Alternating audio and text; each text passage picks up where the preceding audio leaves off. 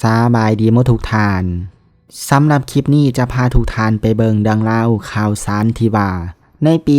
2022 ที่ผ่านมานักท่องเที่ยวไทยเที่ยวประเทศลาวหลายที่สุดซึ่งรายละเอียดของเรื่องนี้จะเป็นแนวใดเดี๋ยวเฮานี่ไปเบิงและไปฟังนำกันเลย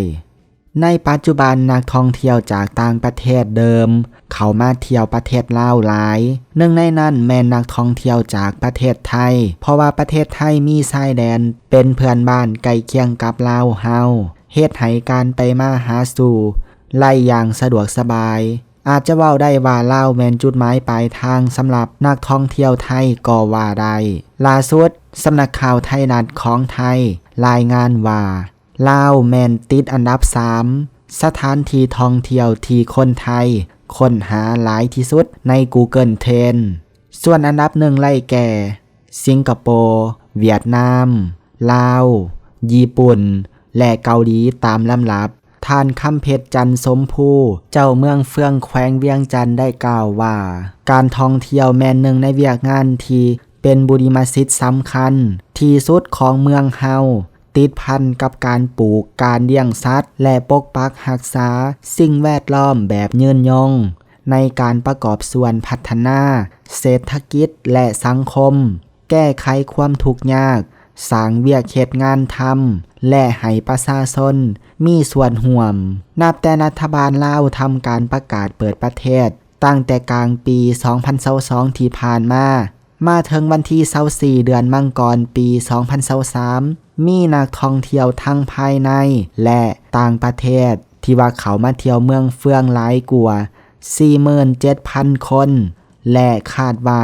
นักท่องเที่ยวจะสืบต่อเพิ่มขึ้นหลายกว่า 100,000 คนภายในปี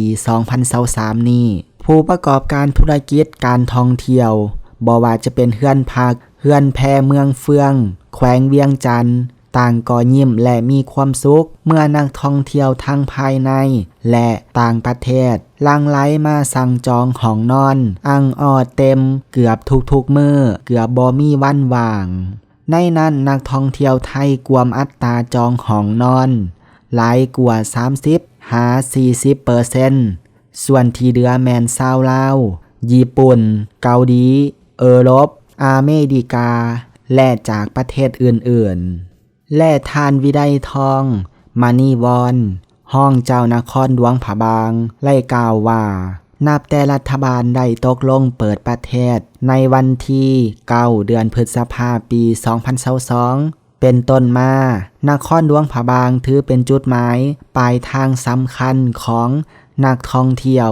เนื่องจากนครหลวงผาบางเป็นเมืองมรดกโลกที่มีสถานที่ท่องเที่ยวทางธรรมชาติวัฒนธรรมและประวัติศาสตร์ที่สำคัญหลายแห่งบวกกับการเดินทางที่มีความสะดวกสบายโดยเฉพาะการเดินทางด้วยรถไฟลาวจีนซึ่งในปี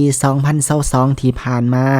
นักท่องเที่ยวต่างประเทศที่เดินทางไปเที่ยวนครหลวงผาบางหลายกว่าหมู่แม่นนักท่องเที่ยวจากประเทศไทย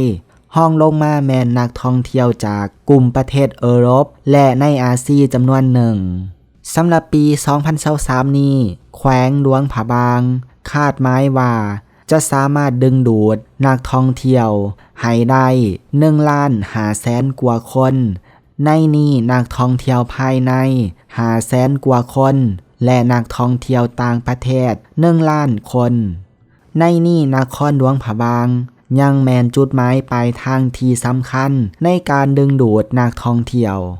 และท่านธงสวรรค์คำมณีจันทร์ห้องหัวหน้าห้องการมรดกโลกไหหินเสียงขวงไล่ให้สัมภาษณ์ต่อสื่อมวลชนเมื่อบ่โดนมานี่ว่าปัจจุบันการท่องเที่ยวอยู่ที่ธงไหหินแขวงเสียงขวงมีความคึกคักเต็มไปด้วยนักท่องเที่ยวทั้งภายในและต่างประเทศภายหลังที่ธงไหหินแขวงเสียงขวงไล่ถึงรับห้องเป็นมรดกโลกจากองค์การยูเนสโกภายหลังที่องค์การยูเนสโก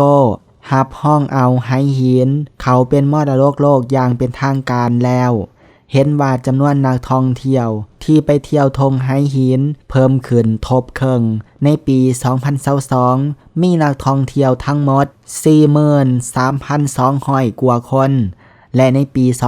2023 คาดว่าจะมีนักท่องเที่ยวมาเที่ยวชมอยู่ที่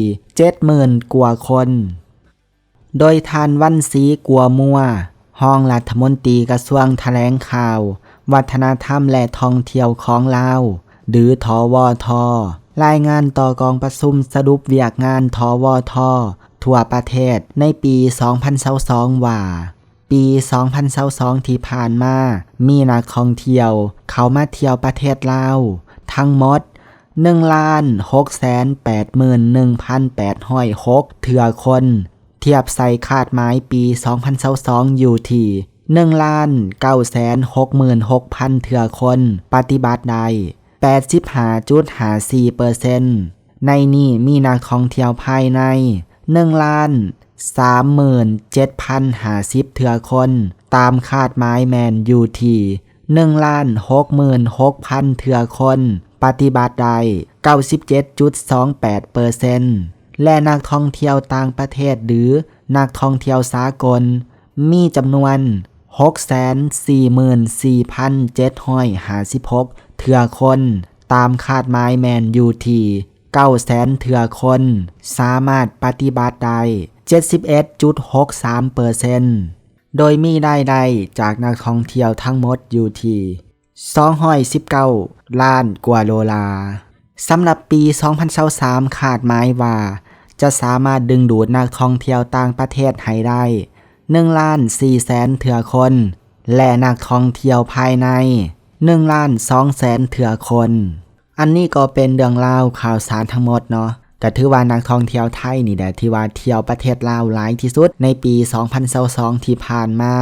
ซึ่งสาเหตุที่ว่าแอดมินฮู้นั่นก็เพราะว่าแอดมินเองก็เฮ็ดคลิปข่าวเกี่ยวกับไทยลาวมาหลายและมีการเฮ็ดคลิปเกี่ยวกับการท่องเที่ยวของประเทศลาวมาตลอดปี 2022 ที่ผ่านมาซึ่งแอดมินนี่ก็คอนเฟิร์มได้ว่าในปี 2022 นั้นนักท่องเที่ยวต่างประเทศที่มาเที่ยวประเทศลาวหลายที่สุดก็คือนักท่องเที่ยวจากประเทศไทยนี่นะเนาะแต่ว่าทั้งนี้ทั้งนั้นก็มีปรากฏการณ์หย่อท่อหลายอย่างที่ว่าเกิดขึ้นกับนักท่องเที่ยวไทยซึ่งก็หวังว่าในปี 2023 นี้จะบ่มีเนาะแล้วก็ในปี 2023 นี้ขอเชิญชวนนักท่องเที่ยวไทยทุกท่านเลยเนาะพากันมาเที่ยวประเทศลาวเพื่อที่จะเฮ็ดให้ค่าของเงินกีบของลาวนี่กลับมาแข็งค่าและช่วยส่งเสริมเศรษฐกิจของประเทศลาวให้กลับมาเป็นปกติไวๆเนาะเนื่องจากว่าในปัจจุบันนี้ประเทศลาวประสบปัญหาหลายด้านเลยบ่ว่าจะเป็นด้านค่าครองชีพการเงินเศรษฐกิจหลายอย่างเนาะซึ่งถ้าหากว่าได้นักท่องเที่ยวไทยมาเที่ยวประเทศลาวก็คงจะเฮ็ดให้ปัญหาหลายด้านที่ว่าเกิดขึ้นอยู่ประเทศลาวตอนนี้คลี่คลายลงเนาะโดยสำหรับคลิปนี้ทางอย่างเราวันทูเทล2ก็จะมาเพียงเท่านี้ขอขอบใจทุกท่านที่ว่าเขามาเบิงแล้วเฮานี่มาเจอกันใหม่ในคลิปหน้า